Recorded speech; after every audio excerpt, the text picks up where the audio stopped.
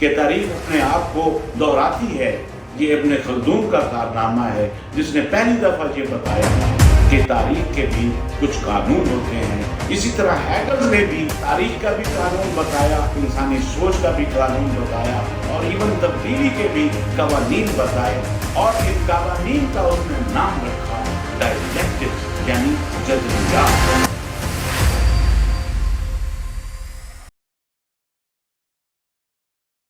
اعوذ باللہ من الشیطان الرجیم، بسم اللہ الرحمن الرحیم۔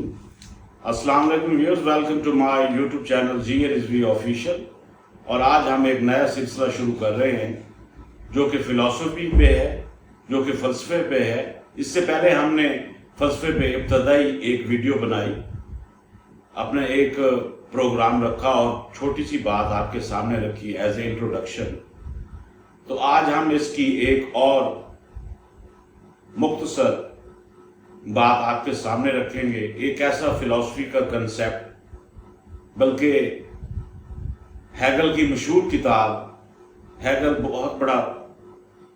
فلسفر ہے فلسفے کی دنیا میں، ایک بہت بڑا نام ہے، پروفیسر تھا،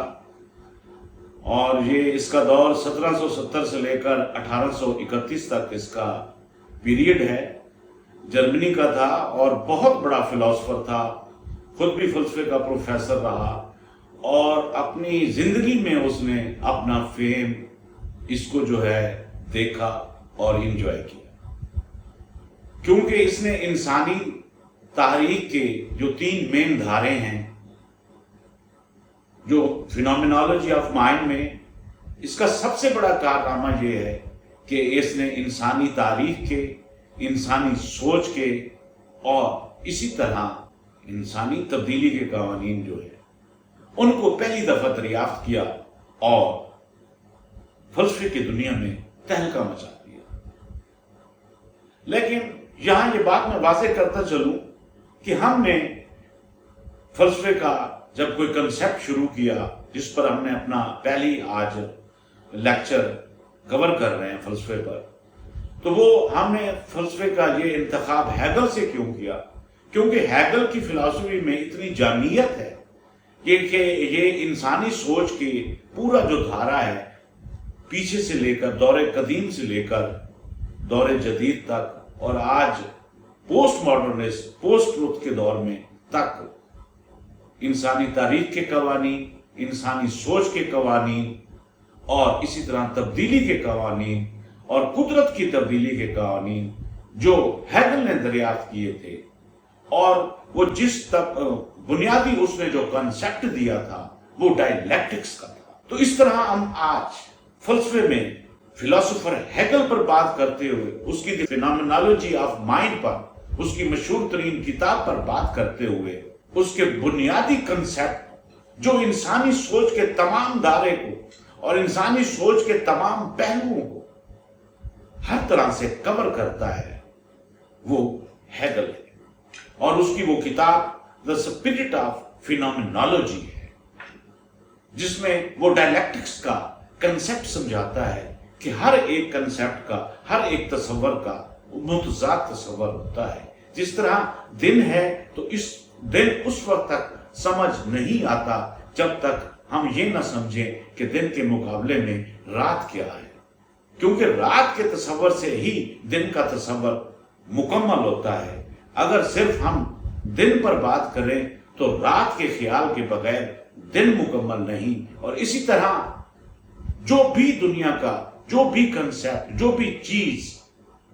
چاہے وہ اس کا تعلق انسان کی تاریخ سے ہو، چاہے اس کا تعلق انسان کی سوچ سے ہو، یا چاہے اس کا تعلق زمانے کی جو اس تبدیلی شروع سے لے کر آج تک ہم جس تبدیلی کے جن قوانین سے گزر رہے ہیں، ان کا نام ڈائلیکٹکس ہے، ان کا نام ہیگلز کی ڈائلیکٹکس ہے۔ ڈائلیکٹکس دراصل 2 لفظوں کا مجموعہ ہے۔ ڈایا کا مطلب 2 ہے، اور لیکٹکس کا مطلب جو ہے وہ آرگومنٹس ہیں، 2 متضاد آرگومنٹس، اس پر بات کرتی ہے۔ اور اسی طرح اردو میں اس کے لیے ایک مشکل لفظ ضرور ہے، جو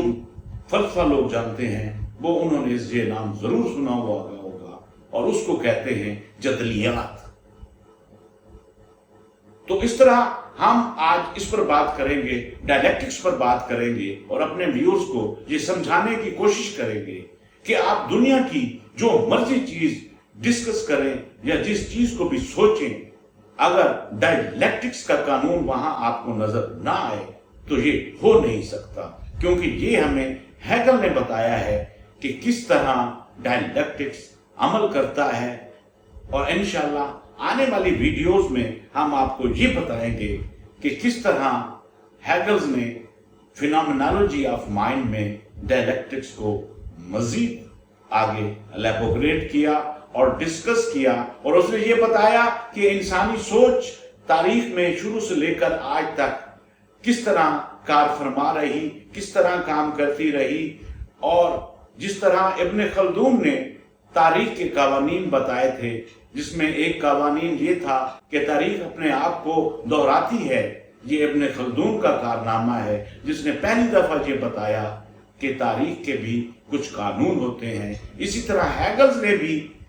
تاریخ کا بھی قانون بتایا، انسانی سوچ کا بھی قانون بتایا، اور ایون تبدیلی کے بھی قوانین بتائے، اور ان قوانین کا اس نے نام رکھا ڈائلیکٹکس، یعنی جدلیات۔ تو آئندہ آنے والے ویڈیوز پر ہم اس جدلیات پر، اس ڈائلیکٹکس پر مزید بات کریں گے، اور یہ سمجھنے کی کوشش کریں گے کہ ہیگل کا فلسفے میں ڈائلیکٹکس کا کیا تصور ہے۔ یہاں یہ میں ضرور بتانا سمجھتا ہوں ضروری کہ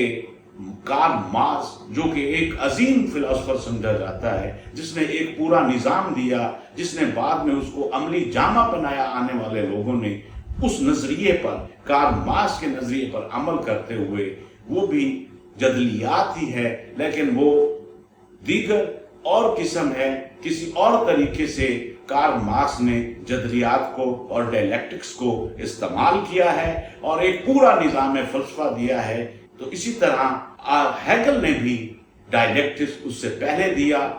اور اسی سے متاثر ہو کر کارل مارکس نے اس کو استعمال کیا۔ تو اسی کے ساتھ ہی آج کا یہ مختصر فلسفے کا لیکچر ختم ہوا۔ اللہ حافظ۔